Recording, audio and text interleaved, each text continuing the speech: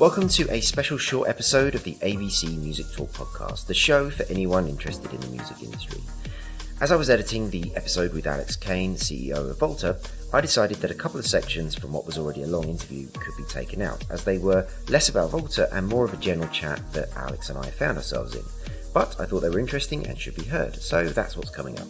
But first is one take of Alex explaining how the chat window works with Volta. As mentioned in the main interview, we were recording in his office. As the recording was done in the evening, both his COO and CTO needed to leave to go home. So we had to begin this and a couple of other questions again. But this version of the explanation was different to the one that was in the main interview, but it's worth hearing, especially as it's about a current event they have planned.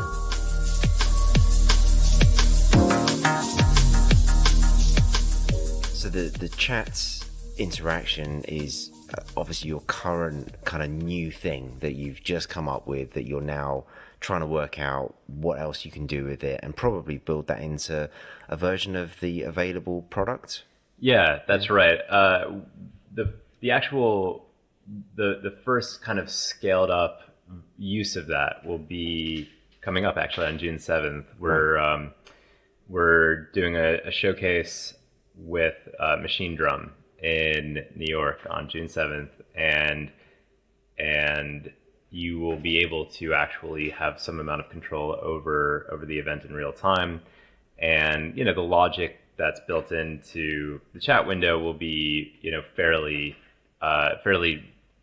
rudimentary but interesting for what it is. Like the video that we sent you, it just shows kind of this one-to-one. You do a thing in chat and it has this effect, but there's so much there. There's so much opportunity for getting people to act together, right? Like I could say, if someone types in ABC, then the chatbot can read back out 10 more ABCs, and then there will be this big particle explosion. You can get people to sort of work together or sort of kind of rival each other in different ways. Yeah, and when you kind of control the visual output of a whole world, you can imagine what that sort of unified interaction can look like. And so June 7th will be the first time that we roll this out at scale, which will be interesting for us. And there's many ways in which it could, I'll just put it this way. There's many ways that we can learn from it, both in positive and negative ways. And from there, we will be doing more of these events over the course of the summer, kind of bigger, higher profile events, some festivals. And by the end of the summer is when we're trying to roll that feature into the product for anybody to use. Yeah. And then, because I guess what the video that you showed me has certain keywords that are being used to create certain visual effects. That's right. And so there's almost like a bit of a learning curve that any viewer might need to sort of go along, I suppose. Yes and no. One thing that was kind of a happy surprise. We not only built that functionality, we pretty much had to build a chatbot that could read the keyword, and then essentially what the chatbot does is it turns it into a MIDI note, sends that MIDI note back to the computer running Volta, and then the artist can assign what effect that MIDI note has on the world.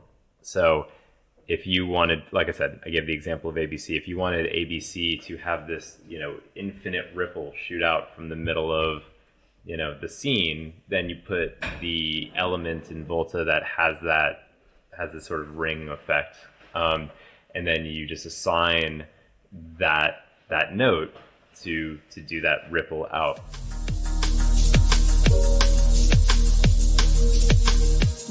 This next segment is about a range of deeper thoughts we were both sharing on the subjects of advertising, interoperability in Web3, smart contracts, and the legal framework of NFTs.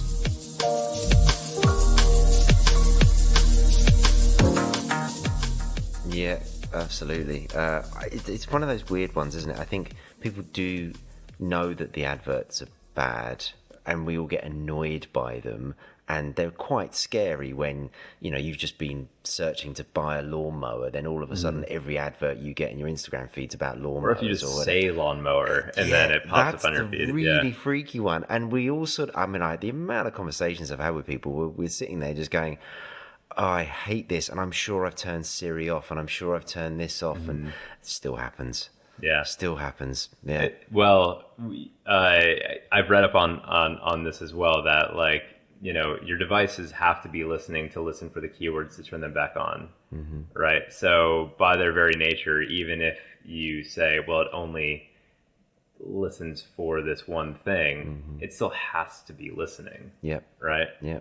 Which is Yeah, you're fun in Alexa here, I guess what I'm saying. Yeah, no, for sure. And it doesn't matter how many times somebody says, oh, but it's only listening for this, this, and this. To your point, you're like, I just don't believe you, big corporation, government X or whatever. And it's just, but we're all stuck in it. This is the world that we're in. There's very little you can do. Yeah, I do think that, you know, there are sort of big, you know, collective attempts to kind of move away from that, like, you know, the promise of Web3 for all of its, you know, for all of its potential benefits and pitfalls. You know, it came out of a place of wanting to take ownership of our lives back. Whether or not it's executed well is a whole different question. I am concerned that, despite the fact that it's in its very sort of infancy at the moment, and therefore being driven by those that want everything you just described, I worry that it's not going to be accessible enough for anyone to really participate in without actually involving large organizations that have made either hardware, software, you know, whatever, or you need the expertise of a service company, and it just feels like it could go the same way. Yeah, I think because this is what happened with the original internet, right? I mean, you know. I mean, I think that there's a lot of truth to that.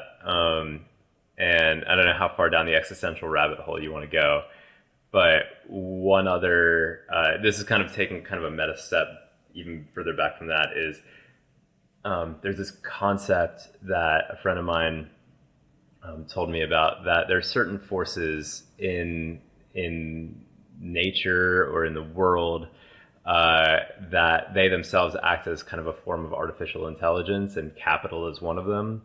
That capital will always find a way to propagate itself, and in many ways, we as humans have become a medium for capital to continuously propagate. Almost, that's going down a very different path. Yeah, no, sure. It's a fascinating thing to think about, that we are now sort of used for this sort of larger force. And I think, to your point, that, like, you know, Web3 has a lot of promise. Anything revolutionary always does.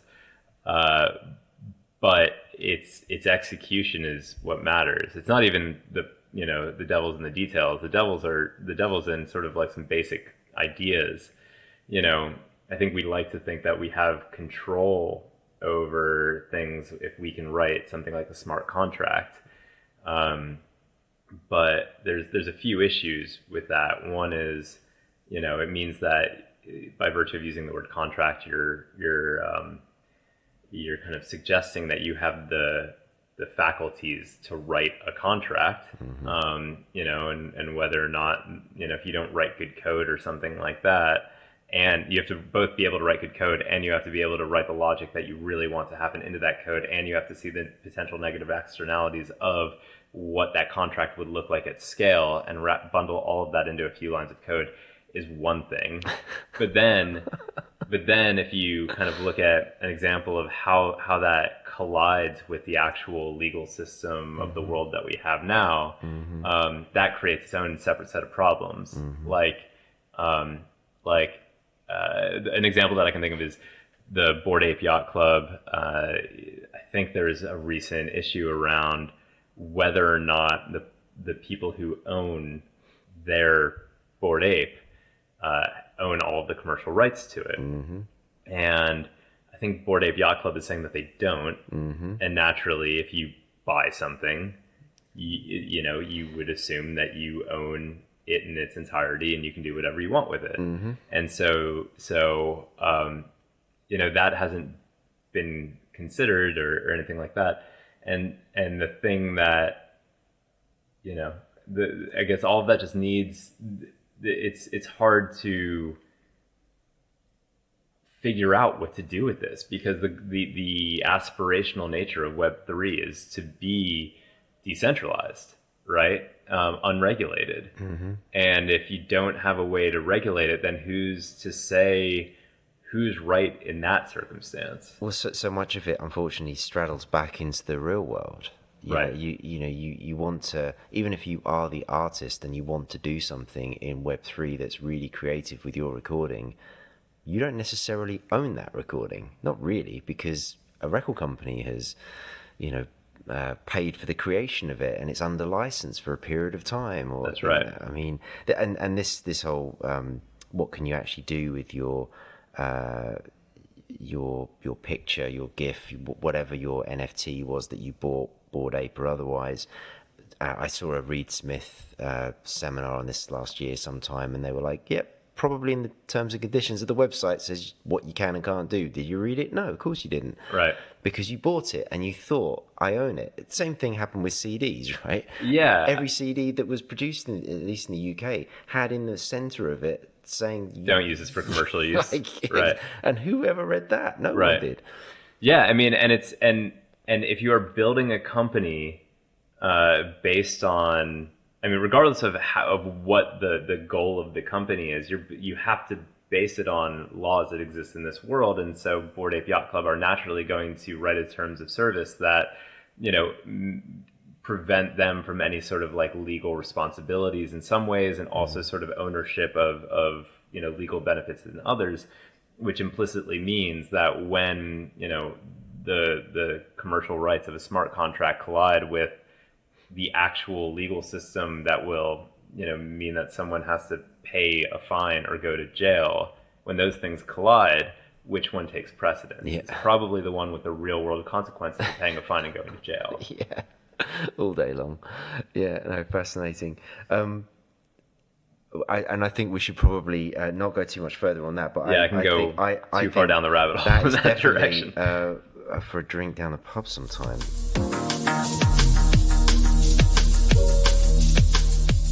This last segment is a short commentary Alex shared after I'd originally asked him about other projects he thought were interesting. It was just before he talked about pixel links in the main episode. And again, I thought it was worth sharing with you all here.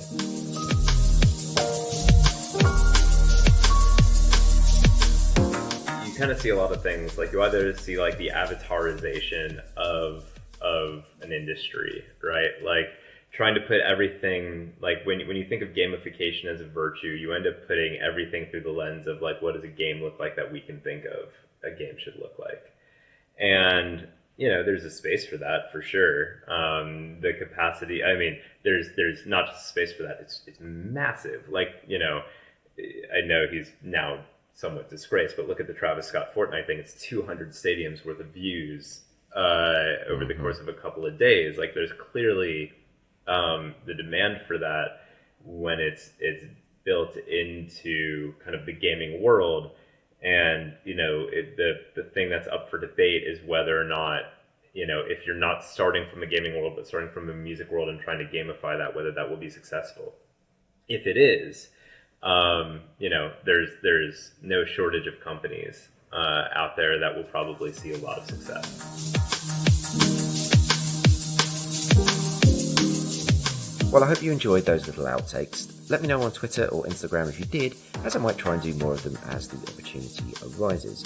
My handles on both platforms are at Alex Branson, and don't forget, if you do like the show, please leave that 5-star review on Apple Podcasts or wherever you get your podcasts. Thanks, as always, for listening.